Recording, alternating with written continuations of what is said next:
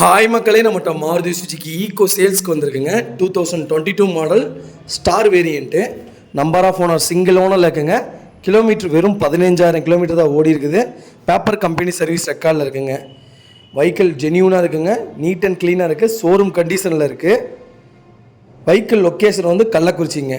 நம்ம இது கோட் பண்ணுற ப்ரைஸ் வந்து 5,75,000 கோட் பண்ணுறோம். நெகசபிள் தான். நேரில் வாங்க, கம்பல்சரியாக அனுசரித்து கொடுத்துடலாம். இன்டீரியர் எக்ஸ்டீரியர் அவ்வளோ ஜென்யூனாக வச்சுருக்காங்க. வெஹிக்கிளுக்கு ஃபுல் ஃபிட்டிங் பண்ணியிருக்காங்க.